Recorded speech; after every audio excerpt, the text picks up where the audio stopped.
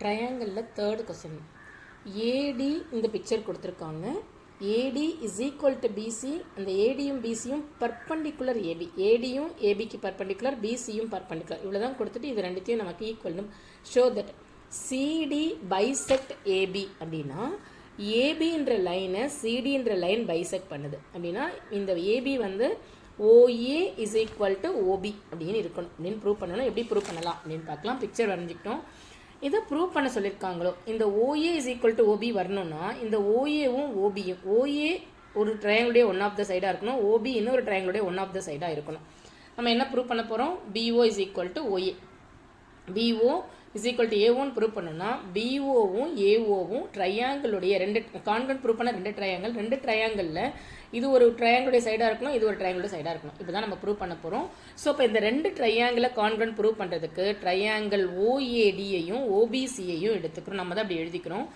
OA is equal to ஓபியா நம்ம என்ன அது நமக்கு கிவனில் கொடுக்கல.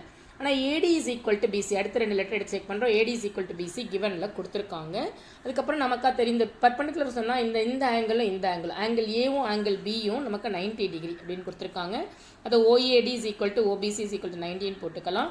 இது ஆங்கிள் ஏபின்னு போடலாம். ஆங்கிள் எழுதும்போது 3 லெட்டர்ஸாக எழுதணும். இந்த வெர்டெக்ஸ் சென்டராக வரணும். இங்கேருந்து போகிற இந்த ஓவும் டியும் ரெண்டு பக்கமும் வரணும். அதனால தான் நம்ம எப்படி எழுதிக்கணும்? ஆங்கிள் ஓஏடி அந்த மாதிரி இந்த பி சென்டராக வரணும், ஓவும் சியும் ரெண்டு பக்கமும் வரணும். OAD is equal to OBC is equal to 90 degree. இதுக்கப்புறம் இங்கே இந்த ஓவும் இது ஒரு லைன்ன்றதால இந்த angle vertically opposite angle. So இந்த ஆங்கிள் ரெண்டு ஆங்கிள் நமக்கு ஈக்குவல். இந்த ட்ரையாங்கிளுடைய இந்த ஆங்கிளுக்கு இந்த ஆங்கிள் ஈக்குவல். இந்த ஓன்றது வெர்டிக்கலி ஆப்போசிட் ஆங்கிள், இந்த பியும் ஏவும் ஈக்குவல்.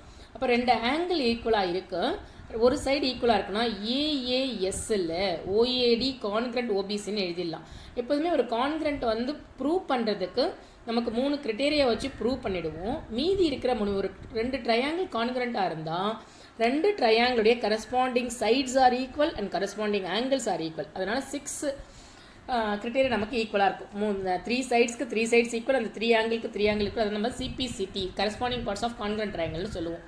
அது நமக்கு 3 கிரிட்டேரியா வச்சு ப்ரூவ் பண்ணுறோம். மீதி 3மே எழுதலாம். பட் இவங்க ஒன்று தான் கேட்டிருக்காங்க. இங்கே ஓஏ இஸ் ஈக்குவல் டு ஓபின்னு தான் ப்ரூவ் பண்ணியிருக்காங்க. அதனால் ஓஏ இஸ் ஈக்குவல் டு ஓபின்னு எழுதினா மட்டும் போதும். ஸோ திருப்பி ஒரு எக்ஸ்பிளைன் பண்ணிடுறேன். இந்த ரெண்டு ட்ரையாங்கிளை கான்கிரண்ட் ப்ரூவ் பண்ணுறோம். நமக்கு கிவனில் ஒரு சைடு தான் கொடுத்துருக்காங்க. ஒரு ஆங்கிள் 90 டிகிரி, ஒரு ஆங்கிள் வெர்டிக்கலி ஆப்போசிட் ஆங்கிள். ஒரு ஆங்கிள் 90 டிகிரின்றது பர்பண்டிகுலர்லேருந்து எழுதிருக்கோம். ஒரு ஆங்கிள் வெர்டிக்கலி ஆப்போசிட் ஆங்கிள் எழுதுகிறோம். ஒரு சைடு ஈக்குவல். அதனால் ஏஏஎஸ்ஸில் triangle OAD congruent triangle OBC இப்படி எழுதிட்டோன்னா நமக்கு இங்கே கரஸ்பாண்டிங் சைட்ஸை ஈக்குவல்னு சிபிசிடியில் எழுதிடலாம்.